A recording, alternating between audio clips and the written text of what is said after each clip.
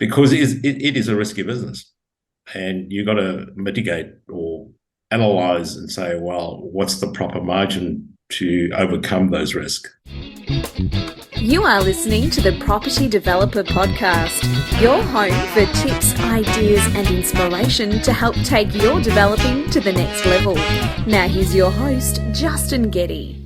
Hello and welcome to episode 100 of the show. Thanks for joining me. Very exciting episode for me, getting to the big ton. Been a long time coming. I wasn't sure what I should do to mark this episode, whether I should do something unusual, something different.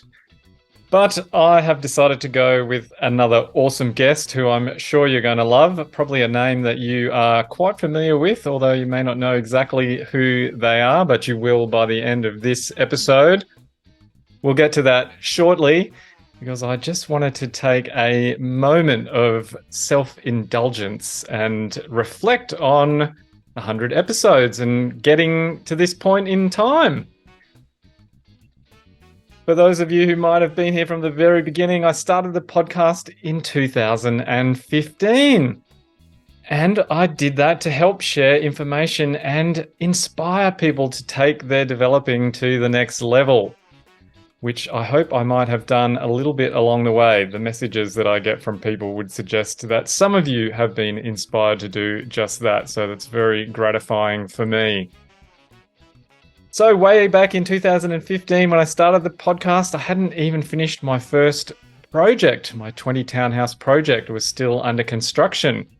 But since then, finished the first project, finished the second project. The third project is currently under construction and giving me some headaches, as you're well aware of. And my fourth project is in planning at the moment and in advertising. So a lot has happened, which has been great. Along the way, I've had some wins and I've had some lessons that I've had to learn. I've also written my book, Become a $1 Million Property Developer, An Insider's Guide to Wealth, Fulfillment and Glory. And I launched my training program to help people out there who wanted to get started in property development. So a lot's happened. I've also spoken with some amazing guests and connected with lots of really interesting people who listen in. So it's been a pretty amazing journey for me. I wanted to thank you for listening in and joining me along the way. I know some of you have been here since episode 1, so thank you from the bottom of my heart. It means a lot to have people listening in, but I've still got plenty to share and do on the show. So let's continue the party with a quick project update from me. Work is continuing at Cambridge Road. Kind of have 3 projects within the development at the moment because I've got 4 units that are nearing lockup, 4 units that are having the internal plastering done, and 6 units that are still without cladding, although 4 of them now have roofs after last week. So it's going to be interesting to see how they all come together, as they're probably going to finish at different times. Anyway, practical completion for the whole project is still many months away, so there's still a lot of water to flow under the bridge. But for now, construction is continuing along, which is good. On my other project, we have finally gone to advertising, which is great, so we can begin to get some feedback from the community and from the council on our proposed scheme. And it's always a case of crossing your fingers for the kind of reaction that you might get from local residents, as some people react differently to change. A couple of quick promos before we get into today's guest. I've mentioned the book, Become a $1 Million Property Developer. You can grab that from the podcast website, www.propertydeveloperpodcast.com/book. If you do want to get into property developing and you want to learn how, then check out my property developer training at www.propertydevelopertraining.com. It's a really great way for you to get started. And you can also take the quiz if you want to learn how ready you might be to become a property developer. And that can be found at www.propertydevelopertraining.com/quiz. Okay, on to today's guest, a real legend in Australian property development circles. Ron Forlee will be a name known to many listeners of the show, having written a number of books on developing property in Australia, including Australian Residential Property Development, An Intelligent Guide to Australian Property Development, and Australian Residential Property Development for Investors. No doubt you have some of those books in your collection. So I was very excited to be able to speak with Ron for my 100th episode. Ron is a trained architect who applied his training to tackle property development projects, first in South Africa and then in Australia. Following his decades of experience, he then transferred his lessons and knowledge into the books I just mentioned. I am sure you will enjoy getting to know the man behind the name as we discuss his favourite projects, what he learned from his very first development, and the many lessons he has picked up along the way. I am sure you will enjoy getting to know the man behind the name as we discuss his favourite projects, what he learned from his very first development, and the many lessons he has picked up along the way. I am sure you will enjoy this chat with Ron, so let's kick off by finding out what food he will eat until he was sick. I'm pretty resilient, having gone to boarding school. Whatever was given to me, I built up a resistance. So I don't think I don't get too sick from many of the foods. I do try a variety of foods. No, what sort of tasty dish or weakness do you have that you'd sit there and overindulge? I tend to love fish. Fish is always great. The variety of, I suppose Japanese. Although I'm not Japanese, my background is Chinese. But yeah, I do enjoy Japanese food. Yeah. Oh, well, that's not too bad. That's actually a fairly healthy option. You're one of the more healthy, conscious people that we've had on the show so far. Then, Ron. Good. Although I do hail from South Africa originally, so I do occasionally enjoy a good steak. No doubt. Well, I'm glad that you've led in with that. So we're going to get into your background in a moment. Sure. But you're probably quite well known to a lot of people that are listening to the show who probably recognize your name from having written a series or a number of books about property development, which we will come to. Sure. But you're kind of also a bit of a mystery. Like, you're a well-known name, but I don't see you kind of popping up on media much, podcasts and interviews and magazine articles. Oh, yeah. A deliberate strategy, or just you don't get... Look, there have been some podcasts. I've appeared in some of the magazines before, but yeah, look, as an architect, fairly sort of low profile in trying to spruik as much about myself. Yeah. So, but yeah, I suppose in time to come, when the general audience know me a bit more, I do tend to write a lot of articles on LinkedIn of late, and I'm trying to grow up my leadership, having a bit more time on my hands now. But prior to that, running a business, architectural practice, and just getting me so busy out of the media and all that. Yeah. But I still enjoy, passing on my knowledge into the property development space. Well, we will come to the books later on in the discussion, but let's get started by going back to the beginning. How did Ron Forlee get into property? We know where you end up, but how did you get into property, or what was your interest in the beginning? Oh, look, Justin, it all hailed from, the career I decided to tackle, and it was that becoming an architect. So property is a key element of that. So yeah, that's been always a passion of mine. It's a special area, and I, expanded my knowledge into that space. Yeah. So how old were you, or when was it that you realized that you wanted to be an architect, and why? Probably after what we call year 10 in South Africa, called matriculated. I wanted to get into architecture, but I only did the year after that, because I did a year of graphic design, and then went into architecture. Yeah, always in the art field, but as I delved further and further into the practice of architecture, the property interest grew from there. Yeah. Okay, so did you went to university, or did you do tertiary in South Africa? You went to University of Natal, as it was called then. It is now called University of KwaZulu-Natal. So I graduated there in 1978. And thereafter, always had an interest in property development, and started my first project within a year after I graduated. Yeah.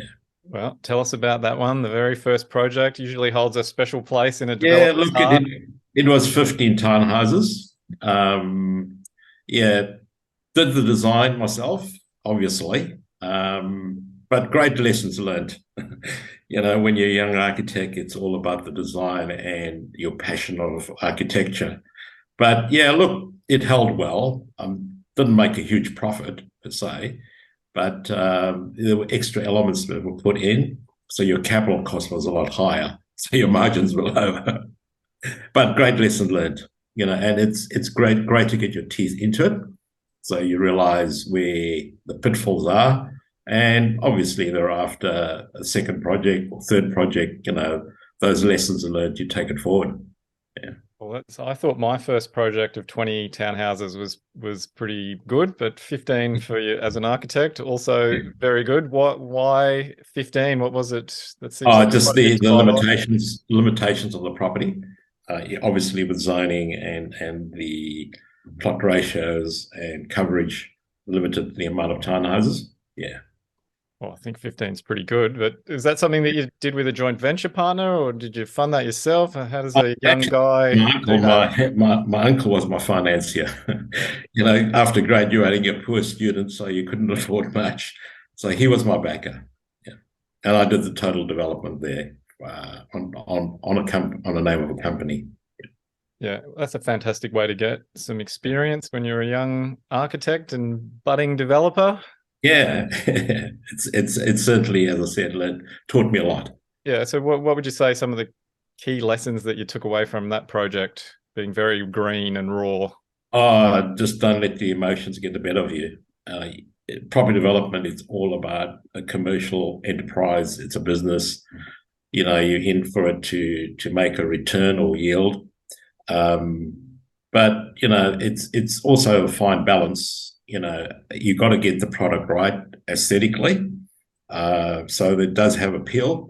But at the same time, you've got to be very rational in terms of the yields that you actually, or the returns you get, because it is a risky business, and you've got to mitigate or analyze and say, well, what's the proper margin to overcome those risks? Yeah. And then what happened next? I immigrated to Australia and started my own practice, having worked with some project builders prior to that. Worked for another practice, and then I established my architectural practice in 1986, focusing a lot more on residential. And in terms of property development, did small little pockets of developments, probably 5 to 10 units at a time, mainly villas and some townhouses. But those were just sideline projects. The main core business I was running then was the architectural practice. Yeah. And where did you land? What city did you end up in Australia? Perth. Perth. Oh, Perth. And I'm still here. And I'm still here. Yeah, you didn't go Yeah. that far. No. Yeah. But I did go back to South Africa back in would be around about the first bit of a recession we had in the late 90s. I built a reasonable practice of about 20 staff. But when the recession hit, I said to my partner and said, look, either I vegetate here or I'm going to go back to South Africa and do some projects, because the family had accumulated a number of properties. And one of my initial forays actually coming to Australia was call myself a political asylum because of the apartheid system that they had at that particular time. But in the 90s, I went back. Mandela was released in the early 90s. So with that, I thought things might change, etc. But when I went back to South Africa, I did a number of townhouses, quite sizable projects, in the range from about 38 units at one time to about 50, another development about 100 units. So I got very involved in that aspect. And then further down the line, I went into a commercial side of things. I did some office blocks, a few shopping centres. So it sort of grew from there. Yeah. And then you returned back to Perth? Yeah, well, look, to be quite frank, property development's a risky business. I took on a lot more projects. My townhouses was the great cash flow, having turnover, etc. Going into commercial, like shopping centres and that, they are to develop and hold. But what happens is that you carry too much debt, you get affected by the increase of interest rates, which did affect me. We had the Asian crisis, where interest rates jumped from below sort of like tens up to about 25%. And I had a fair amount of land holdings for commercial development, and that stifled me. So why did I come back to Perth? Well, I just sold the whole lot. I never went bankrupt, fortunately, had enough equity. But yeah, it is a risky business. I mean, I was 40 when I first developed my first shopping center, right? So it was just the entrepreneurial side and tackling too much. So you're probably going to ask, what's the question just learned? Is that don't take on too much, right? Just take it one step at a time. Yeah. And so when you returned back to Perth, how did you put that into action? Yeah, well, that's when I went into another area in terms of saying, well, let me not take on too much risk. And that's when I started writing books. That was around about 2004. I started writing my first book. And I thought, well, all those years that I spent doing my own developments, there were not many books out there, not many people who could educate you. So it was all about the lessons that I'd learned in that period. And that was my first book, which actually took me international. When I say international, more as a consultant. That's when AYR was established, because it is a development management organization. I was taken to China and did a number of projects on behalf of various enterprises. For example, I did a project on behalf of a university in Hainan. It was a technology park. Went further into other areas as far as Vietnam, into housing, similarly in Egypt. And in Africa was more into infrastructure. That's building a bridge, which is totally different to property development. But it was more on a consultant basis rather than my own putting my own capital in. And I did that for a number of years, but accumulated a great amount of knowledge. And after my first book that was published through Wiley, they asked me to write my second book in that time, and it just grew from there. So I've been writing books since then. But at the same time, I had some other projects, hotels, which I did here in Perth. And I've still got currently a few of my own projects, but I don't tackle as many as I used to, just one step at a time. Yeah. Yes, well, I just published my own book around property developing as well. Fantastic. Last year, called Become a $1 Million Property Developer. Well, that has appeal. Some of the insights and lessons that I'd learned in my journey. And it was funny when I picked up your book, because I have to admit, I haven't read any of your books until I was wandering through Officeworks a couple of months ago, and just noticed it on a bookshelf and thought, I'll pick it up and buy that. And then I was which one was that, Justin? Australian Residential Property Development for Investors. Oh, yes. Right. Yeah, there was the latest edition, or was that Wiley asked me to read? I'm not sure which one it is. Let me check the inside cover. 2015. Yeah, I think that's one of the earlier ones. Yeah. So anyway, there's an updated version, and the latest release is on strategy. Yes, I saw that, which is good. So I'll have to I'll be sure to go out and get the rest of them now on. But there were some great themes through the book, some similarities as well with some of the things that I had put in my own book, and I thought, well, it's good that a guy that's got 40 or 50 years of experience is saying some similar things. So the principles don't change. You stick to those principles. Yeah, they're there forever. So for anyone out there who hasn't bought those books, they should definitely be looking up Ron Forlee and getting them in their library. Yeah. So you started writing the books, and then what trailed off from actually doing projects, or were you still Yeah, involved still in to the continue resi projects? yep, I still do the development management. My current situation, I'm doing 2 projects here in Perth, but they're mainly in mixed use. One of the things I've been focusing heavily on, Justin, is obviously the social impact side of things, housing affordability. I went on this journey, even in the books I've written, it's important to make a profit. Definitely agree with that. It's got to be looked commercially, but I always extend and say, go an extra mile and see how you can, do things from a social level and benefit the community. So the projects that I'm doing are mixed use. For example, I would take one of them. It's got a medical center.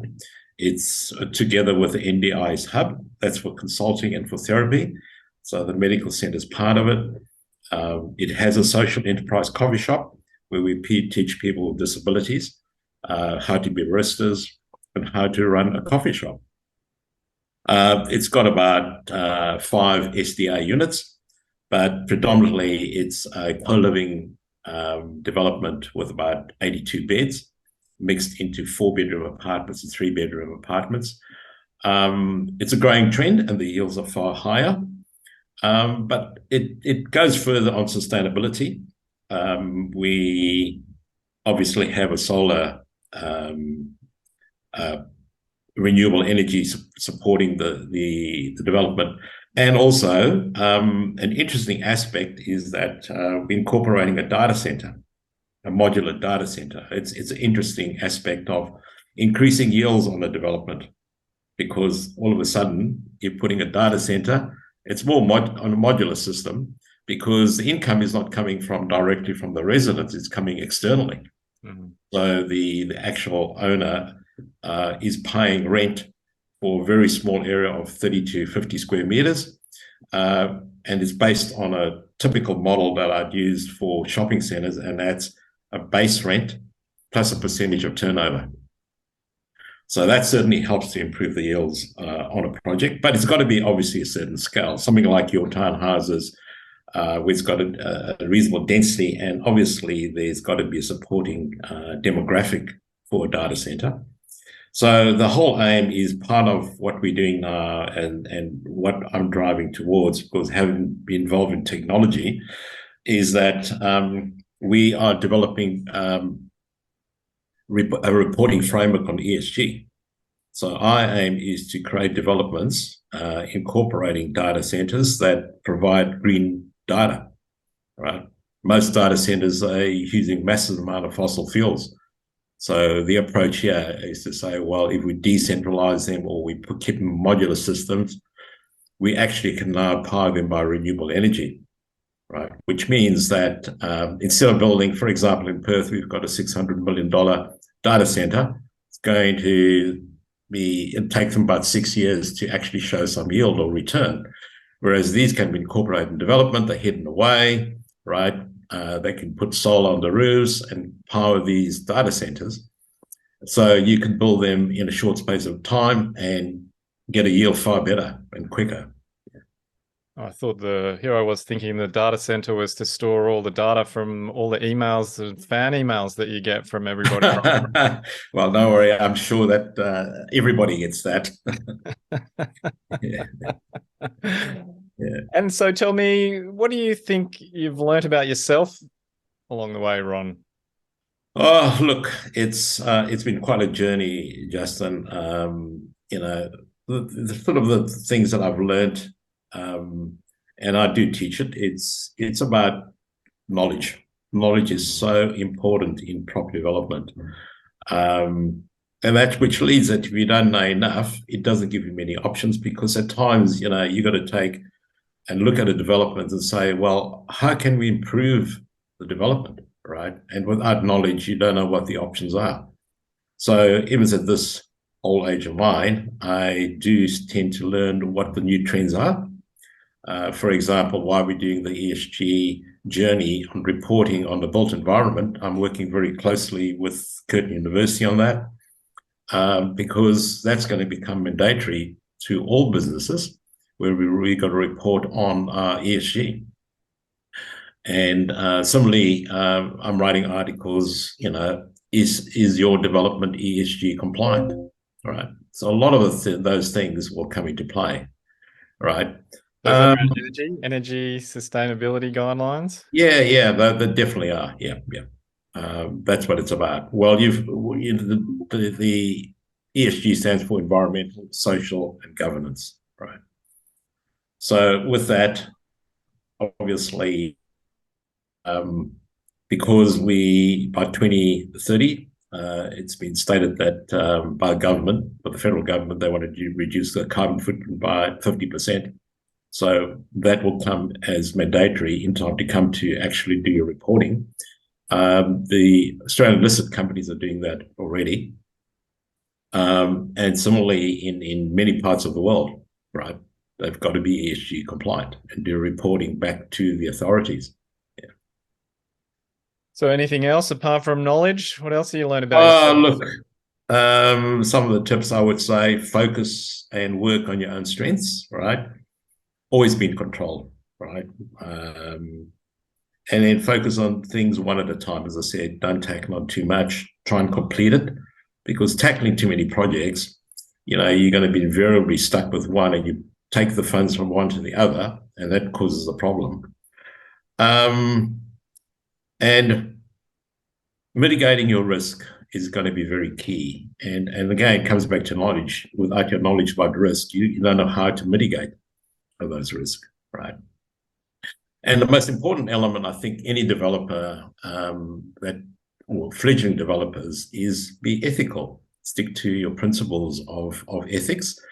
Unfortunately, developers have a bad reputation of being very greedy without giving back. And I suppose if you've got ethics, you'll stick by the rules and do what's right for the community. And I think that's a very important aspect. And that comes back, I suppose, to my training as an architect, because we do, as an urban planner as well, you do think of the community when you're planning things. So I would say my background in terms of property development has not been to be the richest property developer, but to be a balanced property developer, right? Yeah, I was having a conversation the other day with somebody that I'm working with, and they were facing some challenges. And I was saying to them, it's really important to figure out what your own personal values, standards, and expectations are.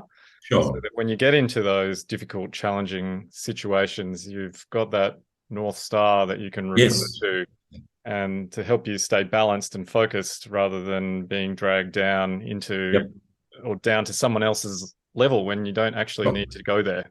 Oh, no, not unless at all. And, sometimes not all projects are going to be financially profitable with great margins.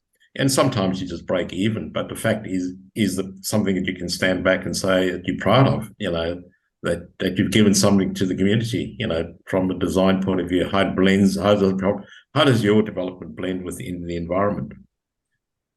Yes. Well, now that you've touched on it, got any memories of a sticky situation that you got yourself in that you thought, my God, how am I going to get out of this? But somehow you found a way? Yeah, look, as I came back to my developments on the commercial side, my sticky situation was the global financial crisis at that particular time, which was called the Asian crisis, where interest rates jumped up double the amount. And I suppose I was fortunate in a way that I had built up enough equity. So when with some of the projects that I was forced to sell, I had enough in the background, right? So it's automatic. Some developers just tend to build and sell, but they don't hold a nest egg. You take, for example, Harry Triguboff. I mean, he's the richest property developer in Australia. His is not about just selling, he holds. So he's just building up equity all the time, right? So it's a balance, again. As I said, I got out of the sticky situation because I had enough equity in all the other projects. Yeah. And that's happening at the moment with interest rates going up a lot. I mean, I know we're talking 2% to 5%, but that's kind of doubling as well. It's nothing compared to what Yes. I went through. Yeah. But Um, I mean, I get it does. Yeah. there's at the moment we're having a scenario where we've got escalating build costs, Yeah. a softening property market. Yes. So there's developers getting squeezed. Sure. Sure. Any advice for people who might find Yeah. themselves Look, in that I've situation? looked at that very closely, Justin, and I think if the report came out, I think this week, whether we're going to be by 2027, we're going to be about 130,000 short of housing, which means there's a demand. So traditional residential developers always look at selling, but if you take a different approach and look at way of doing a development where you can get the right yield, right, like what we're doing in the projects I'm doing currently, is that if I'm looking for rental rather than renting at this stage rather than just selling, because if you're going to develop, I don't know, with your particular development, did you had a pre-sale condition to all of them? We had some, and the way the market's going, they may end up being rentals too, Ron. So my tip would say that whenever you do development, analyze it from a very early stage. What if you cannot sell them, right? So, you've got a rising rental market at the moment. So it's a matter of saying, well, do those deals actually cover your debt, right? And analyze it from that point of view. I mean, the ideal thing is to have no, so long as the rental income covers your debt, you're in a bit more positive territory. But yeah, the projects we're doing at the moment, or when I say we, I do have a team of people with me, and all our projects are focusing on as a rental proposition. And we're not straddling them. We're not saying, well, each individual investor can buy one, but because they're an ESG project, there's significant funds are coming into that space. We hopefully, by the time it's completed, that we actually sell it to a fund, which is a different approach. Yeah, it's funny. The supply-demand equation for residential property seems out of balance already. Yeah. In terms of rentals, like it's really crazy in Melbourne and it is. Other states and cities as well. But yet the properties, the selling market, it's soft. It is extremely soft at the moment because of high interest rates. So you've got to look at it from a point of view and saying, well, if the demand is there, which pockets or which areas are high in demand for rental, and is it on the increase? And you need to refocus and saying, well, let's focus where the demand is effectively, rather than taking the view, we've got to pre-sell these or we've got to sell them. Because even when you sell them, what happens? You've got to pay, if you make a profit, you've got to pay tax on it. So it doesn't really grow your equity. I mean, if you're running 30% of your margins gone already. So end of the day, if it's going to be a development that you intend selling, what do you have left in equity? So my view is that if you can sell some and hold some, hold, right?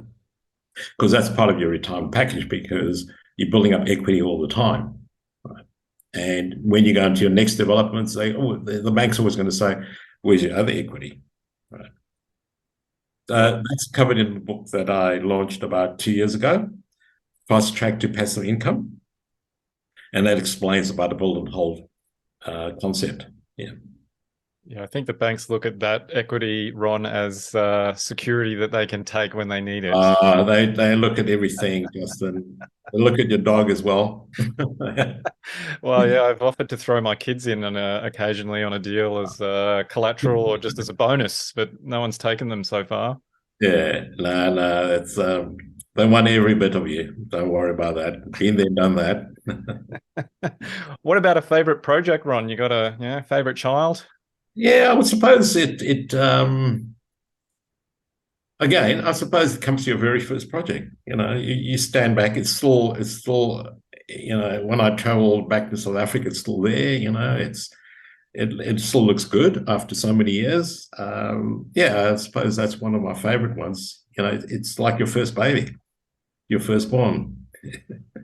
Yeah, and that's a really nice part about doing property development. I think that you do get to leave a legacy around the built form or the design fabric of a particular area, and that can be very satisfying. Yeah, yeah. Oh, definitely. I still love what I'm doing. So, and I'm enjoying my journey now because the knowledge I've accumulated, I've documenting a lot of it into book form, which I have done already. And similarly, I've got online courses where I'm teaching people, and I have a number of mentees that I'm teaching about property and development processes. So yeah, it's been an interesting journey. Actually, speaking of the mentoring, are there any general themes or ideas or challenges that you tend to address or discuss with your students that might be of interest? Yeah, look, it's again the lessons learned over the years as a property developer, one step at a time. Keep yourself focused. Knowledge. I tell them to read a lot. I said even at my age, I'm still learning. Keeping up with trends. Trends are so important. Where's the market moving? What are the likes? I mean, we are doing co-living because that's a trend. Most developments that people look at now and saying, well, let's build, for example, your project townhouses. I don't know if you had co-living there and was going for yield, but again, it depends on location. So I suppose your is to think of what are the trends that are happening and deliver it to that market. Yeah. So I do tend to guide them on what's the huge benefits in keeping focused and keeping up with trends. Yeah. And what about some good advice you might have received over the years? Anything that stands out that you can share with us? Yeah, look, like everybody else, I do have a mentor. I occasionally, or once a month, I still catch up with him. He's a retired developer. He's in his 80s. He was a great or a fairly well-known developer in Sydney. And often we used to catch up for lunch. And he keeps on reminding me, don't develop in fishing towns and in mining towns. Right. So I tend to avoid that. Yeah. That's good advice. What about advice for developers who are listening in who might want to take their business to the next level? Well, it depends on whether they are into commercial or are they into residential, irrespective. If you're still in residential, which I presume a lot of other development, mainly most developers are in residential because they can do small pockets. I would say educate yourself with strategy, right? There are many ways if once you know strategy, gives you options, right? And that's published in my book in the recent book. Not that I'm spruiking it, but it's advice that would certainly help.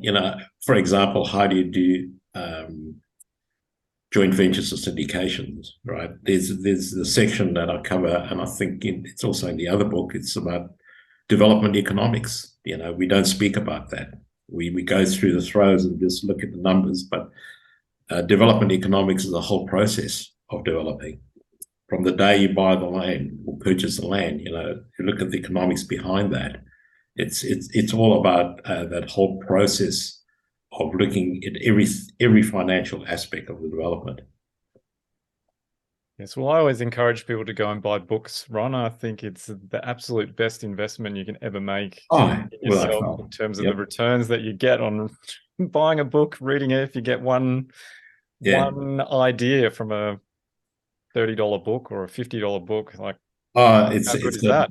it How certainly much value helps. is that?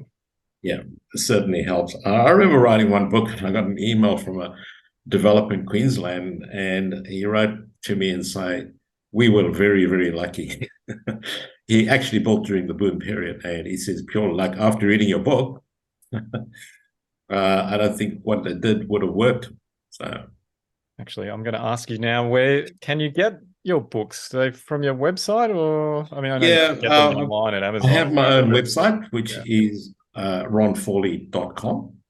You'll find the books online where you can get from Amazon and all the major bookstores.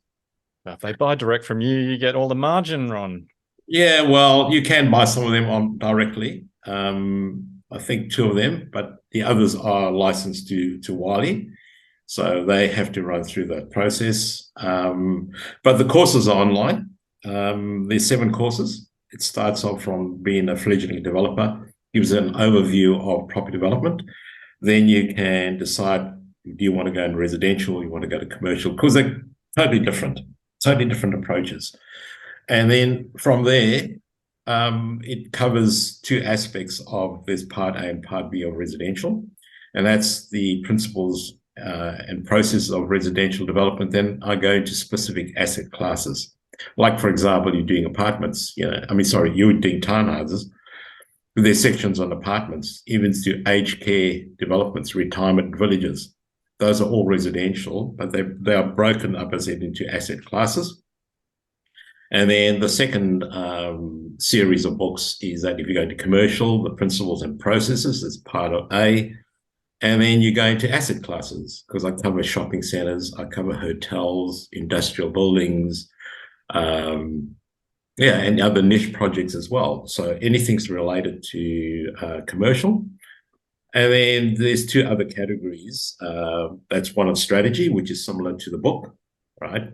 And then the final one, it's like a university degree. Once you've gone through everything, you become a development manager, right? But your risk is a lot less, right? Once you have all that knowledge, you offer services to investors. Say, well, I'll put the project together. I'll be the development manager, which gives you ongoing fees. The problem, I'm sure yourself, Justin, you have that issue. What do you do with cash flow in your development, right? Because if you're funding everything, they want you to give all your time and effort towards it, and that's with the banks. So, but if you're developing projects on behalf of a syndicate, whatever, somebody's got to manage it, and you have an ongoing fee, and you have a share in the project as well, which lowers the risk. Well, there you go, Ron. That's actually my number one lesson that I have learned as a residential property developer is the importance of cash flow. Oh, without fail. It's very stifling, and at times you're thinking, well, how long you can survive, and next thing a crisis happens, when interest rates go up and it affects everything. It's cash flow is very vital. Yeah. So which I covered in my book to get it out there, because when you're starting, it's actually not something that you think about at all. You just you just look at the margins, how great it is. Yeah, you're just so excited about getting that first project underway, which is fine. That's natural. Sure. Until you get deep into it, that you go, hang on, I actually need some income. It's the same. If you've got a young family, my kids are all adults now. That's fine, but if you've got a young family, you've got to feed them still. So how do you balance that?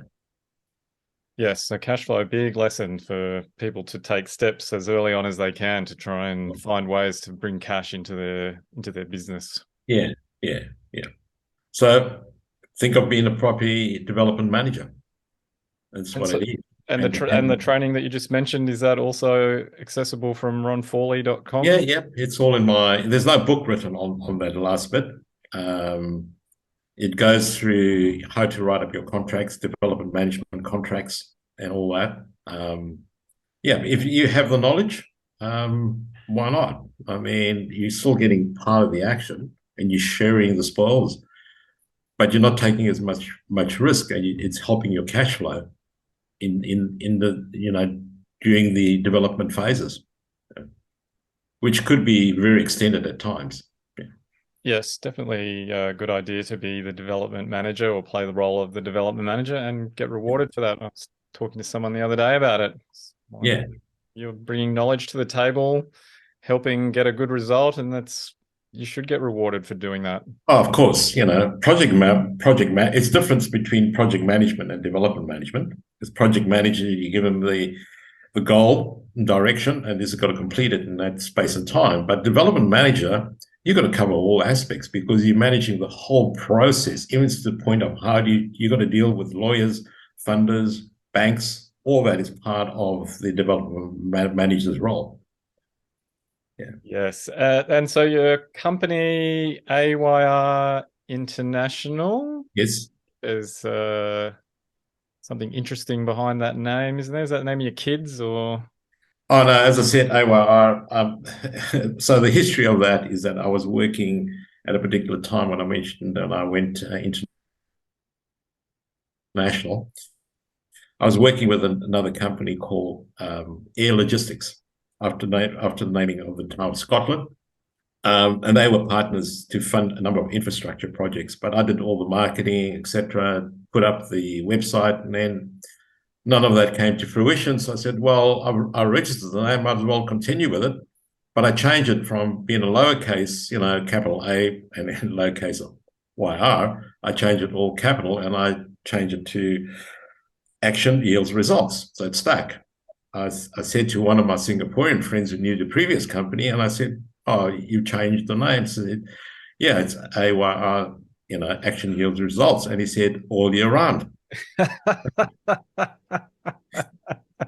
it's part of the motto, it's when you get into property development, it's about doing things.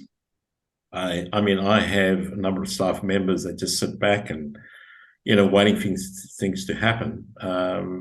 And in property development, you've got to be proactive. So I do stick to what we're saying, action yields results, and get on with things. Yeah.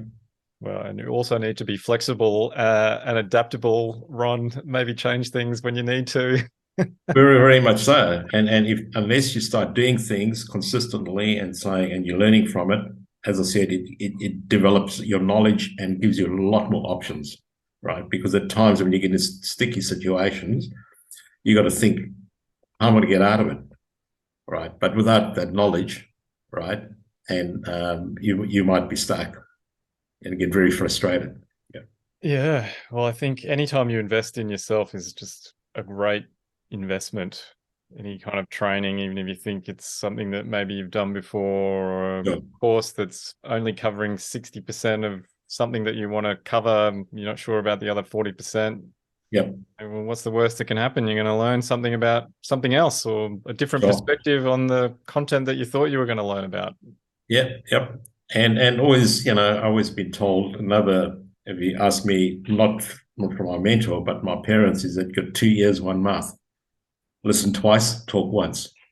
So absorb, always listen to the other person's opinion before you open your mouth. And that's also part of learning, keep your ears wide open and just keep on absorbing. Yeah, well, they can never take knowledge away from you, can they, Ron? You might lose some assets or some skin in the game, but you always keep your knowledge. Yes, and that's what I've forgotten the person who said it, that knowledge pays the best interest. Yeah, absolutely. I couldn't agree more with that. Actually, just quickly, what did you learn from writing the books? Well, it's a very interesting point, because when you start writing, you're actually learning, because you have to research to make sure what you're saying is correct, right? So with all of them, and that's why I've managed to cover the full spectrum of property development over the years, because I kept on learning. So all the stuff I've documented in writing or online, it's all my years' experience. But, for example, there might be projects that I have not done, but I had to research it. For example, developing a hospital, right? I know how to, what are the pitfalls of developing hospitals? And that's a private hospital, right? Because most governments deliver the hospitals. So by writing those books, it expanded my knowledge. That's why I keep on writing. I'm writing a lot of articles on ESG and hopefully to become an expert on what's going to be important, what's going to gel. Yeah. And so what about other things, Ron, that you're finding interest in as your career's unfolded? Justin, I have been involved, I would say, over the last 4 years into blockchain technology. It all started off when Bitcoin started coming to play, and I was on holiday, and my brother-in-law's friend said to me, "Oh, you should buy some Bitcoin." And I said, "No, there's nothing behind it." But I started delving into the technology, blockchain itself, and I thought, wow, this could be very useful into property development, or specifically into housing affordability. I then developed an app whereby, the issue on housing affordability is that people say they cannot get on the property ladder. So the process is about people while they're renting. I mean, if you take into consideration 30% of the income is covered by some form of accommodation. So if they're renting, let me find some landlords that would actually subscribe to it, and to give them rewards. Well, ultimately, it comes through the system anyway. So what happens with those younger people is that through the reward, instead of redeeming them for flights, they could be used for into property. And then we get tokens. And those tokens were backed by property, rental income. So that means that all of a sudden on the property ladder, it ends up with a low amount. It also was considered one of the considerations was to speak to the federal government and say, instead of giving people 40,000 grant or whatever grant it is now, why don't you match them dollar for dollar annually? Because instead of giving them 15 years or it's 10 years, its value is nothing, right? But let the capital growth happen backed up with property. Yeah, great idea, but capital intensive, chicken and egg situation. So we negated that, and then we did something a bit different. I set up the company and we got involved with some other technology guys. To cut the long story short, we didn't agree upon the principles. I was focused more on building up assets. They were involved with more focusing on cryptocurrency, which I was not very interested in because it wasn't building value. So anyway, we parted. And then, yes, I've been working in that aspect of technology, into blockchain, and now more recently into AI. So, for example, the technology side is to bring that technology into development processes and property. The ESG reporting is part of that, where we use blockchain technology and we use AI together with Internet of Things, how Internet of Things can integrate with property, and the building information modeling, right? And it all becomes part of your reporting systems, right? One of the interesting projects we're working on at the moment, and it comes back to where I feel that we need to help the next generation to get into housing.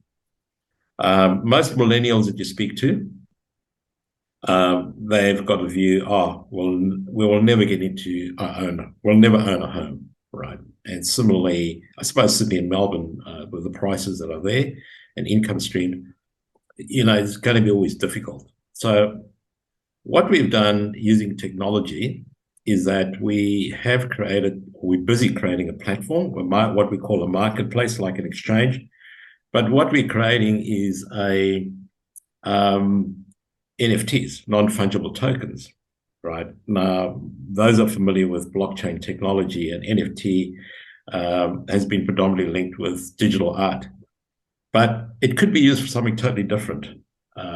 We treat it as a smart contract. So, for example, if you're looking at developing your project there, Justin, and you need some seed capital in the early stages, we don't sell a whole lot. So whether it's $1 million, you made in your project, you made 2 million in your equity, but we'll say 25% of that, say 500,000 in initial seed stage. We launch that as NFTs. The platform we're creating is called Verified. So what actually happens is that in most cases, when you're doing your preliminary work, you get the wonderful architectural drawings, pretty pictures and all that. So that becomes your NFT, right? So we make it affordable, whereby we cut that NFT into 9 little pieces. So the first one you get for free, or a young person gets for free, try and entice them. But to finish the circle, the balance of the 8, we give you 2 months to pay it off at $50 a week, right? So that means, and when they complete the cycle, they have an NFT that is linked to the property, right? And that specifies, a contract specifies a minimum return, right, on their project. But they can still keep the NFT as a bit of art if they wanted to, right? But it creates a liquidity in the marketplace too. So all of a sudden, we allowing younger people to get into projects, and through that they can learn about the whole process. But it doesn't necessarily mean it's developments. It could be a smaller project. It could be an existing building as well, right? But this NFT is a smart contract, which basically tells you it shares. So it comes back to your financial service license, because if you're going to have these multitude of individual investors, you actually have an issue. So how do we do it? Is that the Verified is set up as a club, as an investment club for younger people. So the club purchases a chunk of shares under one entity. Yep. Here I was. So that's some of the technology that we've been working on. Yeah, that's quite interesting. When you mentioned the NFTs, here I was thinking about a Roy Lichtenstein style picture of Ron Forlee that was going to be sold. We take pretty pictures of your buildings, different angles or different perspectives, some of the internal shots, get the look and feel of that, and we create it as art. Yeah. Well, it's interesting to hear about technology being used in development in that way. Yeah. And actually, now I want to ask you, you've been around a long time. We've got all these challenges at the moment in the building industry with shortages of trades and materials. And when you sit down and think about it, there really hasn't been that much change in the way buildings are constructed in a long, long time. Do you see any opportunity for improvement or something that may change over the coming decade? Yeah, it's an interesting point you raised there, Justin. Pre-COVID, I spoke about supply chain problems, right? Well, when COVID happened, I actually did a YouTube series on COVID and how it's going to affect the property market. And one of the areas was supply chain, which is, in Australia, we've totally gone the wrong way. I remember the days when I was developing in the 80s. We didn't have really issues of supply chain. We had a supplier in here in Perth, or WA, BDC, that made all the components for homes, right? Doors, frames, bricks, everything, all right? So we weren't going overseas to import anything. I think this is where it poses a problem, is that, developers are looking for margin at all times. So, when the cheaper products started coming from China, we got stuck with that, right? And then when COVID happened, this is the effect that's happening, right? It affected the supply chain. And the other thing that I am certainly concerned with is that the views, and this is my personal view only, when you get a sizable project, right, all the financiers want a fixed price contract, right? And the reason why that's happening is that where the builders are going belly up, that's part of the problem, because invariably situations are beyond their control. And there are some fantastic builders who I've been out there, I've worked with, were forced to liquidate because of the supply chain, right? The supply and demand. Projects I worked on are obviously a lot bigger. When I was an architect, and on the projects that I negotiated when I did my shopping centres, was that there was a tolerance in the funding, right, knowingly. And normally I would have a QS, a quantity surveyor, and they would verify that these prices have gone up, right? And you would have bill of quantities. But what happens in most cases when bills go to tender, their margins are very, very tight. And any margin or errors like, for example, supply chain or labor increase, it affects them. And that's why they're going belly up, because the whole view, have a fixed price contract. Especially, if it's small housing, and that's not an issue, we can understand there's a shorter time frame. But you'll notice a lot of the even first-tier builders and predominantly second-tier builders in the commercial space have gone belly up because of fixed price contracts. Yeah. Well, the banks like them because they know exactly what their funding envelope is going to be, what they can allow on their books. Yeah, and I suppose you need to allow a certain amount of tolerance in the whole thing, because developments take sizable development take 2 years, and in that time anything could happen. Yes, well, as a lender once said to me when I brought them an issue about rising costs, they said, "This is a problem for equity to solve." Yeah. But then you get a situation where the whole project goes belly up, and so is left with it, right? The senior debt, right? Rather than take an attitude and say, well, how can we resolve the situation? When it comes back to policies, the banks have certain policies and they set in their ways, and then the junior person down the road who's looking at your deal say, no, that's the way it is. There's no flexibility. And so what's ahead then for Ron Forlee over the next 5 to 10 years? Well, I've got to the stage, I'm meant to be retired. I was semi-retired, but, having such a passion of what I'm doing and teaching, learning, I just love to be carrying on as a mentor and helping the others, just to guide them through the pitfalls or give them strategy and direction of their projects. And the way I do it is that, if somebody goes online, they may be interested in a certain subject. I can give them the answers that's not extra. But what I tend to do is that most people come to me and say, can I mentor them? But then again, I said, what do I need to mentor you on? Until you've got a project, I can guide you then, but it's pointless me teaching you something that's abstract. It's got to be a project where you're going. Because you can learn about a lot of the preliminaries. Just pick up one of my books, pick up about the preliminaries, on how to find a property and that, and ask me questions. For example, the very first course it gives an overview. So if you were at an early stage, do that course, and then I'd be able to answer it. But I'm not going to keep on giving people free advice. They've got to make a commitment. It's part of business. Yes, that's all right. I think a lot of people who say they want to get into property development have a bit of a fantasy about what it's going to be like. Yeah. I think it's quite different on the ground doing it than what people may imagine the life is like.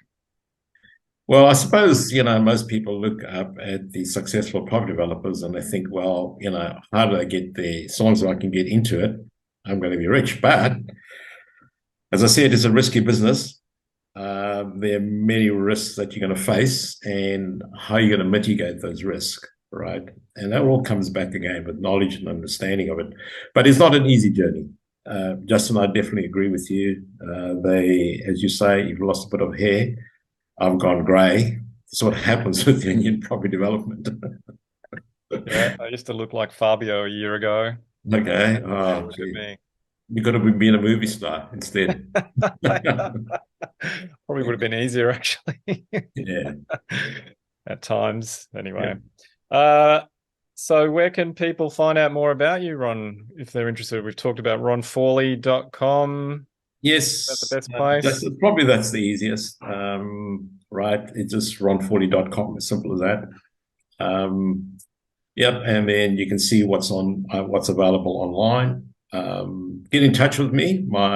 If you want to have any questions or anything, just send it to info@ronforlee.com. That's directly to me. I'll answer your questions directly. Oh, that's very generous of you, Ron. Was there anything else you wanted to touch on or mention before we start to round out? Not a great deal, Justin. I think we, as property developers, are going to go through a tough time in the next year or so with interest rates rising and that. And my bit of advice, try and just think, well, what are the alternatives? Think of other solutions. I don't know where your development is or what demographic you serve. But yeah, you may have to think it a bit more differently. If you're committed to any land at the moment and you haven't started, there are going to be issues with funding. Already the big four don't particularly like property development. Private funders, they might be not looking at developments. So it's going to be a challenging year or so until things stabilize. Yeah. And in order to do that, don't try and do it on your own. Think of partnerships. There might be people that can have a longer vision to participate in your project. Share the spoils. As my theory in terms of projects or what we do, we always talk about not being exclusive, but inclusive. Bring other people to the party. And, sometimes a bit of advice from them might just say, wow, that will change it. Yeah. Yeah, and I always like to say to people to embrace the challenges when they come up, because that's actually when you learn the most. Definitely. Sometimes it hurts and it's challenging, but actually try and embrace it and learn from it, because you're gonna be better for it afterwards. Sure, most definitely. And don't let your ego get in the way. That's very important. It's not about you, If you want to survive this game, many developers who've got massive egos have failed. Yeah. I've seen too many of them come and go. All right, Ron. Well, it's been really awesome talking to you. You're basically a legend of property in Australia, so it's great to finally have you on the show. I've been really enjoying speaking with you today. No, that's fantastic, Justin. I appreciate you inviting me. And thanks for the listeners, and I wish them the best of luck in the future endeavors and your endeavors too as well, Justin. And I need to get a copy of your book. Well, hopefully we might see it next to one of your books on the bestseller stand at the bookshop. I think I'm some ways off that. No problem at all. I'd love to read it and see where you're heading on your journey as well. Yeah. All right, I'll be sure to send you a signed copy. But fantastic! Well, in return, I better send some signed copies to you then once I've got your address. It's been really awesome having you on the Property Developer Podcast, Ron. I'm so glad that you made the time for us. Not a problem at all, Justin. Happy to talk to you, and always happy to give good advice or direction. So long as you do your project in a sustainable manner and think of the community, more than happy to share my knowledge. That's awesome. Thanks, Ron. Thanks very much, Justin. See you later. Good one. Thank you. Bye-bye. You've been listening to the Property Developer Podcast. Tune in next time for more tips, ideas and inspiration to take your developing to the next level. For more developing love, make sure to visit propertydeveloperpodcast.com.